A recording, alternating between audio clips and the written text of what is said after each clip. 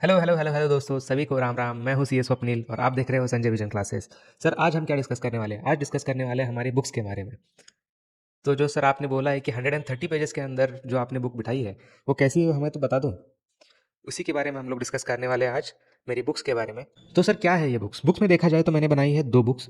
First one is the no confusion concept notes, जिसमें आपकी जो C A final A F M की जो पूरी प्रैक्टिकल एंड थेरी नोट्स है, जो कंसेप्ट नोट्स है, वो पूरी तरीके से कवर हो जाती है सिर्फ और सिर्फ 129 पेजेस में।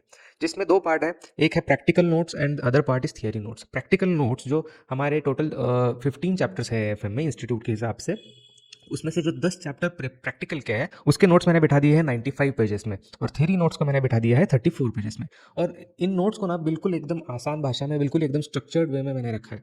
अच्छा, आगे बात करते हैं। तो प्रैक्टिकल नोट्स कैसे रहने वाली सर, इसका क्या फॉर्मेट रहेगा, इसको कैसे पढ़ना है हमको, कैसे अप्रोच करना है इसको, और आप क्या हमें सपोर्ट कर रहे हो सर इस बुक्स के थ्रू, वो हमको समझना है, वही समझाने जा रहा हूँ। तो देखिए, ये है हमारी no confusion concept notes. No confusion नाम मैंने इसलिए दिया है क्योंकि क्या है ना, सी ए फाइनल में एफ एम हो गया, इंटर में कॉस्ट्यूम हो गया, या फिर एफ एम हो गया, ये सब्जेक्ट्स ऐसे हैं ना, इनके कंसेप्ट ऐसे रहते हैं कि इनमें कन्फ्यूजन ज़्यादा क्रिएट हो जाता है। इसलिए मैंने बुक का नाम ही रख दिया है कि नो कन्फ्यूजन। मैंने इतनी आसान भाषा में, इतनी ईजी लैंग्वेज में, इतने स्ट्रक्चर्ड वे में इन नोट्स को रखा है ना कि तुम लोग एक बार पढ़ना शुरू कर दोगे ना, तो तुम लोग इस बुक के प्यार में पढ़ने वाले हो, मैं बोल रहा हूँ। तो सर इस कंसेप्ट नोट का कैसा स्ट्रक्चर है, कैसा फॉर्मेट है, हमको वो बता दो। तो प्रैक्टिकल नोट्स में आपके रहेंगे 10 चैप्टर, जो कि आपके टोटली प्रैक्टिकल चैप्टर्स हैं, जिनमें आपको क्वेश्चन सॉल्विंग रहता है। और अदर पार्ट, जो पार्ट बी रहेगा, वो रहेगा, जस्ट सेकेंड, वो रहेगा थेरी नोट्स का।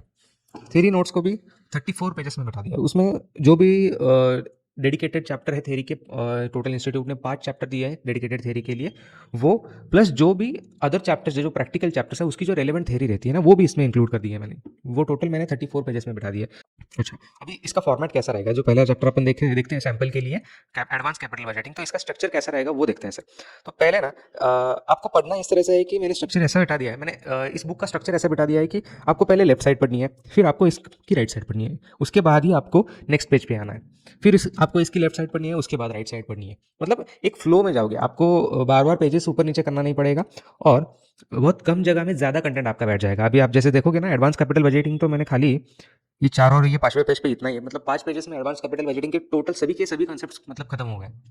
और जो भी जितना रिलेवेंट है ना, उतना ही पोर्शन उसमें डाला है मैंने कंसेप्ट के रिगार्डिंग। फालतू का कचरा नहीं करेंगे ना, इसीलिए कन्फ्यूजन नहीं रहेगा। फालतू का कचरा डालूंगा तो कन्फ्यूजन ज़्यादा क्रिएट होगा, तो पर्पस नहीं रहेगा सर, सर्व होगा अपना। पर्पस सर्व करने के लिए इसलिए मैंने क्या किया है, जो भी आपका जैसा भी रहेगा उसको स्ट्रक्चर्ड वे में एकदम प्रेजेंट किया है।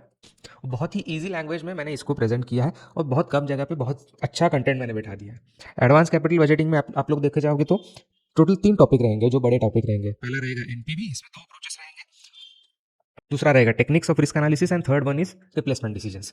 मतलब आपको पेज ओपन करते ही समझ आ गया है कि हमको इस चैप्टर में क्या पढ़ना है। पहले इसका ओवरव्यू ले लिया, अभी एनपीवी में जो भी कंसेप्ट्स आएंगे वो ऐसे फ्लो में पढ़ने, यहाँ पे यहाँ पे ऐसे। और जो भी इंपॉर्टेंट वगैरह रहेगा ना, वो ऐसे चिट, जो अपन स्टिकी नोट लगाते हैं ना, वैसे स्टिकी नोट लगा के मैंने यहाँ पे रख दिया है इसको भी। अच्छा, ये यहाँ पे खत्म। अभी techniques of risk of analysis देखो। अब ये फॉरेक्स का देखोगे ना, खाली 20 पेजेस में बिठा दिया। उसको फॉरेक्स को लोग बोलते हैं कि ये अपने आप में एक सब्जेक्ट है, जिसको मैंने उसको मैंने 20 पेजेस में बिठा दिया है। देखो, एकदम ही मिनिमल तरीके से, जहाँ पे एग्जांपल की जरूरत है वहाँ पे कलर चेंज किया है, एकदम मिनिमल मिनिमल वे में यहाँ पे एक्सप्लेन किया है। जहाँ पर प्रैक्टिकल कंसेप्ट्स का अंडरस्टैंडिंग रहने वाला है, वहाँ पर टोटली हैंड रिटन नोट्स देखने वाले हो आप। और ये नोट्स की स्पेशलिटी यही कि पूरा का पूरा नोट्स हैंड रिटन नोट्स रहने वाला है।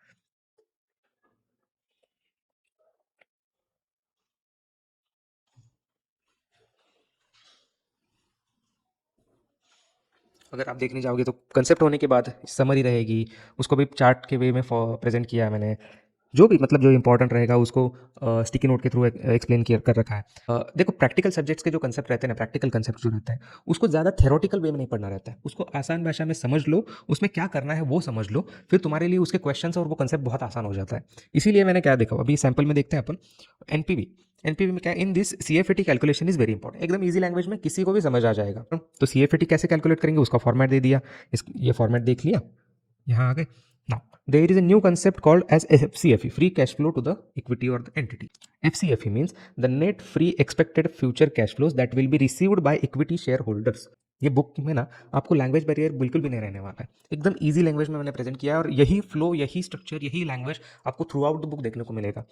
तो ये प्रैक्टिकल नोट्स अपन ने बिठा दिए 95 पेजेस में। जो 130 पेजेस की बुक है वो टोटल कंसेप्ट नोट्स की, उसमें भी प्रैक्टिकल नोट्स मैंने बिठा दिया 95 पेजेस में, और थ्योरी नोट्स को मैंने बिठा दिया है 34 पेज। अभी थ्योरी का क्या अप्रोच रहता है ना, कुछ डेडिकेटेड चैप्टर्स है उसके लिए, थ्योरी के लिए, उसमें से ही कुछ क्वेश्चंस आते हैं, लेकिन कभी कभार जो प्रैक्टिकल चैप्टर्स अपने रहते हैं उसमें भी कुछ क्वेश्चंस आते हैं, तो उसी के रिगार्डिंग थ्योरी में अपन ने प्रेजेंट किया है उसको, उसका भी फॉर्मेट में दिखा देता हूँ एक बार। देखो इसमें टोटल अपने 9 चैप्टर्स रहने वाले, 9 में से 5 तो डेडिकेटेड थ्योरी चैप्टर्स है और 4 ऐसे चैप्टर्स रहेंगे जो प्रैक्टिकल चैप्टर्स है, लेकिन उसका रिलेवेंट थ्योरी जो है वो इससे पहले इंस्टीट्यूट ने एग्जाम में पूछ रखा है, इसीलिए मैंने उसको यहाँ पे इंक्लूड कर रखा है। तो देखो अभी पहला चैप्टर जो कि डेडिकेटेड थ्योरी चैप्टर है, financial policy and corporate strategy. Theory chapters के आंसर्स में ना आपको मार्क्स बहुत ज़्यादा इजीली मिल जाते हैं, बस आपको हेडिंग्स याद रखनी है मेमोरी टेक्निक्स के थ्रू और उसको अटेम्प्ट करना है। इसीलिए मैंने जो हेडिंग्स है ना वो बोल्ड में दे रखा है, मतलब एकदम इजी, इसको भी ऐसे ही पढ़ना है, मतलब लेफ्ट का पहले पढ़ लिया, राइट का उसके बाद पढ़ लिया, फिर नेक्स्ट पेज पे आगे जो जैसा कंटेंट है इंस्टीट्यूट का वैसा ही है, बस जो आपको एग्जाम के लिए प्रिपेयर करने में आसानी हो जाए इस वे में इसको प्रेजेंट किया है मैंने, उस तरह से इसको स्ट्रक्चर किया है। अगर आप देखने जाओगे ना, what makes an organisation sustainable, ये एक क्वेश्चन हो गया, तो इसमें ना सपोज 7 to 8 पॉइंट्स रहेंगे, सभी के सभी रेलेवेंट नहीं रहेंगे अपने लिए ना, तो इसमें मैंने ज़्यादा से ज़्यादा 5 पॉइंट इंक्लूड किया है। हर टॉपिक के लिए आपको ज़्यादा से ज़्यादा 5 पॉइंट के ऊपर कुछ भी कोई भी टॉपिक नहीं देखने को मिलेगा इसमें, तो आपके लिए याद रखना भी आसान हो जाएगा और एग्जाम में अटेम्प्ट करने के लिए भी आसान हो जाएगा। इस तरह से इसको स्ट्रक्चर कर रखा है। ये टोटल मिला के अपना बन जाता है 129 पेजेस। देखो क्या हुआ ना, जब मैं ये बुक्स बना रहा था ना उसी के टाइम पे ये May 26 का अटेम्प्ट आया था, तो जब भी मैं बुक्स बना रहा था और जब मैंने May 26 का AFM का पेपर देखा ना, तो मतलब मैं हिल गया था पूरा। स्टूडेंट तो ठीक है, चलो पेपर देख के डरी होंगे, फैकल्टीज भी डर गई होंगी, ऐसा पेपर था। इसी उसी टाइम पे सोच लिया कि इसको अपन कैसे करेंगे, बुक तो बना रहे हैं लेकिन उसमें कुछ तो अलग होना चाहिए जो स्टूडेंट को हेल्प करे। तो स्टूडेंट को हेल्प करने के लिए मेरे दिमाग में ऐसा आया कि इसको अपन कम से कम पेजेस में रखते हैं, कंसेप्ट उतने ही रहेंगे, उतना ही एक्सप्लेनेशन रहेगा, बहुत अच्छे से इजी वे में एक्सप्लेन करेंगे। उससे क्या हो जाएगा ना, हमको रिवाइज मल्टीपल रिविजन्स के लिए आसानी हो जाएगी। उसी वजह से ना मैंने इसको 129 पेजेस में बैठाने का डिसीजन लिया।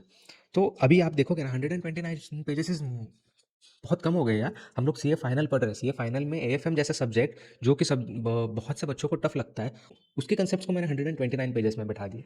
मतलब मैं चाहता हूँ कि इस सब्जेक्ट का डर आपके मन से खत्म हो जाना चाहिए, चाहे वो कोई भी चैप्टर हो, डेरिवेटिव हो, फॉरेक्स हो, पोर्टफोलियो मैनेजमेंट हो, जिन चैप्टर्स का जनरली स्टूडेंट के मन में डर रहता है ना, वो खत्म हो जाना चाहिए। वो डर नहीं बैठना चाहिए अपने मन में। जब भी आप ये बुक हाथ में लोगे ना, तो आपको ऐसा फील आना चाहिए कि हाँ, ये सब्जेक्ट में मेरी इतनी कमांड है कि मैं तो 60 70 80 के बारे में सोच रहा हूँ, मैं पास होने के लिए नहीं सोच रहा हूँ। अच्छा, मेरी तरफ से क्या सपोर्ट रहेगा तुम लोगों के लिए? रिवीजन लेक्चर अभी रिकॉर्डिंग के स्टेजेस में है, अगस्त फर्स्ट वीक से आपके लिए वो यूट्यूब पर फ्री एकदम अवेलेबल रहने वाले हैं। अभी आगे बात करते हैं ना जो क्वेश्चन सेट। अच्छा, क्वेश्चन सेट तो बहुत सारे मिल जाते हैं सर, आप क्वेश्चन सेट में ऐसे आगे क्या ही कर लोगे अलग। अच्छा, क्वेश्चन सेट के लिए ना मेरे को उसको ऐसा डिज़ाइन करना था कि जब मैं खुद सीए फाइनल के लिए पढ़ता था और मैं सोचता था कि यार ये क्वेश्चंस जो है ना, जो इतने स्कैटर्ड रहते हैं ना, इसको मुझे ना मेरे को ये इस स्ट्रक्चर्ड में चाहिए। उस स्ट्रक्चर्ड में मैंने खुद उसको बिठाने की कोशिश करी। तो हम लोग देखेंगे इसका फॉर्मेट कैसे रहेगा और इसको कैसे पढ़ना है हम लोगों को। पहले मैं तुमको क्वेश्चन सेट दिखा देता हूँ। ये रहा अपना क्वेश्चन सेट। इसमें टोटली सभी चैप्टर्स का क्वेश्चन एक ही साथ है, बस part 1 part A part B करके। तो इस क्वेश्चन सेट को है ना मैंने 4 सेक्शंस में डिवाइड किया है, section A B C and D. Section A में रहेंगे मॉडल क्वेश्चंस। मॉड्यूल में ना इलिस्ट्रेशंस एंड प्रैक्टिकल क्वेश्चंस, ऐसे 2 जगह पे क्वेश्चंस दिए रहते हैं। उससे क्या हो जाता है ना कि ट्रैकिंग करना बहुत मुश्किल हो जाता है। सभी क्वेश्चंस एक जगह रहेंगे ना तो वो हमारे लिए आसान हो जाता है। तो पहले मॉडल क्वेश्चंस जो कि मतलब सबसे ज़्यादा इंपॉर्टेंट तो यही है, इसी के बेसिस पे तुम लोग कंसेप्ट का प्रैक्टिस करने वाले, कंसेप्ट को समझने वाले हो।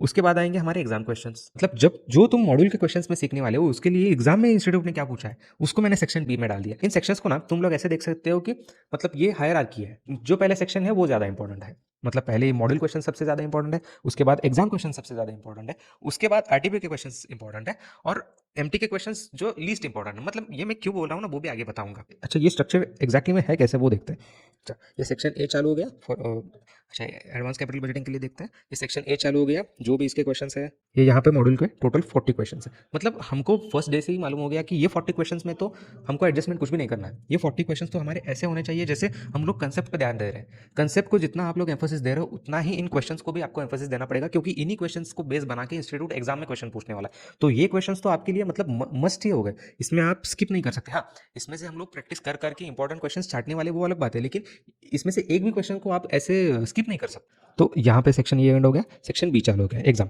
अभी क्वेश्चन के आगे मैंने अटेम्प्ट लिखा है, वो कितने मार्क्स के लिए आया था ऐसा करके ये एग्जाम सेक्शन भी खत्म हो गया। यहाँ पे आरटीपी सेक्शन सी शुरू हो गया। कौन से आरटीपी में आया था? आरटीपी और एमटीपी के सेक्शंस में ना आपको एक चीज़ देखने को मिलेगी, अगर कोई भी क्वेश्चन जो मॉड्यूल में पूछा गया है या फिर एग्जाम में पूछा गया है, वही क्वेश्चन अगर आरटीपी में पूछा गया है या फिर एमटीपी में पूछा गया है, तो उसको मैंने खाली ऐसा बोला है कि ये एग्जैक्ट क्वेश्चन हम लोगों ने वहाँ पे देख रखा है। इसकी वजह से क्या हो जाएगा ना कि जो आपके लिए नंबर ऑफ क्वेश्चंस है जो कि बहुत ज़्यादा हो सकते थे वो कम हो जाएंगे, और आपको इधर ही पता चल जाएगा कि हाँ, जो हमने वो क्वेश्चन वहाँ पे देखा था, समझो डिसीजन ट्री एनालिसिस का क्वेश्चन है, तो वो वहाँ पे देखा था, वो यहाँ पे आरटीपी में पूछा गया, कौन से आरटीपी में पूछा गया, मतलब वो इंपॉर्टेंट क्वेश्चन है, तो आप वहाँ पे जाके उसको मार्क कर सकते हो कि हाँ ये इंपॉर्टेंट क्वेश्चन है। आपको ये एमटीपी में भी देखने को मिल जाएगा। मतलब एमटीपी को मैं लिस्ट इंपॉर्टेंट क्यों बोल रहा हूँ, क्योंकि एमटीपी का ऐसा रहता है ना कि उसमें कभी कभार ऐसा क्वेश्चन आ जाता है जो बिल्कुल ही मतलब प्रैक्टिकल के आपके कंसेप्ट में भी नहीं है, जो मॉड्यूल का क्वेश्चंस में भी नहीं है, वो पूरा अलग ही क्वेश्चन रहता है। मतलब इंस्टीट्यूट का उसके पीछे इंटेंशन ऐसा रहता है कि उस क्वेश्चन के थ्रू वो एक नया कंसेप्ट इंट्रोड्यूस करना चाह रहा है इंस्टीट्यूट, तो उस रिगार्डिंग उस क्वेश्चन को बनाया रहता है। नहीं तो बाकी एमटीपी अगर देखोगे ना तो एग्जैक्टली रिपीटेड क्वेश्चन ही आती है बार बार। देखो रिपीट रिपीट रिपीट, यहाँ पे कुछ नया आ गया, अगेन रिपीट रिपीट रिपीट। जो मॉड्यूल का क्वेश्चन है उसका एक भी क्वेश्चन नहीं स्किप करना है, एग्जाम के क्वेश्चन बिल्कुल नहीं स्किप करना है। मतलब स्किप तो इसमें से एक भी क्वेश्चन नहीं करना है, जो इंपॉर्टेंट है वो मैंने ऑलरेडी आपको दे दिया है, सभी के सभी आपके क्वेश्चन इसमें कवर हो जाएंगे, आपका एक भी क्वेश्चन प्रैक्टिस नहीं छूटने वाला। मतलब चाहे तो मैं सीएमए के भी इसमें क्वेश्चन ऐड कर सकता हूँ और एकदम लेंथ बना सकता हूँ, आपको बोल सकता हूँ कि देखो मैंने इतने क्वेश्चन की प्रैक्टिस करा दी। मेरा वो इंटेंशन नहीं है, मेरा इंटेंशन ये है कि आप लोगों की तैयारी बिल्कुल अच्छे से होनी चाहिए और आपको आपके सब्जेक्ट के ऊपर बहुत अच्छे से पकड़ होनी चाहिए। तो ये सब आपने देख लिया, मतलब नो कंफ्यूजन में क्या रहने वाला है, क्वेश्चन सेट में क्या रहने वाला है, ये 2 बुक्स रहने वाले हैं। इसका भी अपने फॉर्मेट डिस्कस कर लिया, कैसे इसको पढ़ना है, क्या रहने वाला है। इसके लिए भी तो क्वेश्चन की प्रैक्टिस तो आपको खुद को ही करनी पड़ेगी। लेकिन ये क्वेश्चन सेट को मैंने इस तरह से डिज़ाइन किया है ना कि आपके क्वेश्चन अभी आप स्टार्ट करोगे ना, जैसे मैंने एएफएम के रोड मैप में बोला है कि आपको जुलाई के महीने में और अगस्त के महीने में पूरा सभी के सभी क्वेश्चंस को प्रैक्टिस करना है, उसमें से इंपॉर्टेंट क्वेश्चन छांट के अगले 2 महीने में रिवीजन के टाइम पे उसको प्रैक्टिस करना है। तो ये क्वेश्चन सेट से ना आपके लिए वो बहुत आसान हो जाएगा। उसी तरह से मैंने इसको डिज़ाइन करा है। मेरा टारगेट है कि नवंबर 26 को आपका आखिरी अटेम्प्ट बनाना, तो इसी हिसाब से मैंने इन बुक्स को बनाया। अच्छा सर, हमने बुक्स तो देख ली, लेकिन हमको ये अवेलेबल कहाँ पे होने वाली है और इसका प्राइसिंग क्या रहेगा सर, वो तो बता दो। अच्छा देखते हैं अभी। ये है हमारी वेबसाइट एसवीसी सीए क्लासेस के नाम से। यहाँ पर जब आप आओगे तो आपको होम पेज पे ये दिखने को मिल जाएगी। हमारे ये 3 प्रोडक्ट्स हैं टोटल, जो हमारी no confusion concept notes and question set आपको दिखने को मिल जाएंगे 400 ईच। और अगर आप इसका कॉम्बो लेते हैं तो उसमें आपको 400 का डिस्काउंट हो जाएगा और 700 के लिए आप देख सकते हो। अच्छा अभी बुक्स की बात करूँ ना, तो बुक आपको अवेलेबल होने वाली है ई बुक के फॉर्मेट में। सर क्या हम ई बुक से अच्छे से पढ़ सकते हैं? हाँ क्यों नहीं, मैंने भी जब मैं सीए फाइनल में था, जब मैं अटेम्प्ट दे रहा था, मैंने भी बहुत सी ई बुक्स पढ़ी है। जब भी आप इसको परचेस करोगे तो आपके पास एक लिंक आ जाएगा, उस लिंक के थ्रू आप ऐप डाउनलोड कर लोगे और उस ऐप में आपको वो बुक एक्सेस हो जाएगी। सर ई बुक करने का रीज़न क्या है? देखो ई बुक का ऐसा है ना कि मैं तुमको ये बुक्स जो मैंने बनाई है ना वो अफोर्डेबल प्राइसेस में आपके लिए लाना चाहता था। अगर मैं प्रिंटिंग के हिसाब से देखता तो वो कॉस्ट बढ़ जाती और वो चीज़ मैं आपके पास अफोर्डेबल प्राइस में नहीं ला पाता। तो इसीलिए मैंने शुरुआत करी है ई बुक से। अगर आगे जाके इसकी डिमांड बढ़ेगी कि हमको सर प्रिंटेड बुक्स ही चाहिए, तो फिर मैं ज़रूर आपके लिए वो अवेलेबल करा दूंगा। तो यही थी हमारी बुक्स। जब तक ये वीडियो आउट हो जाएगा तो वेबसाइट लाइव हो जाएगी, आपके लिए बुक्स अवेलेबल रहेंगी, आप जाके वहाँ से परचेस कर सकते हो। And the link will be in the description और pin comment, you can check out from that. So that's it, thank you, bye bye.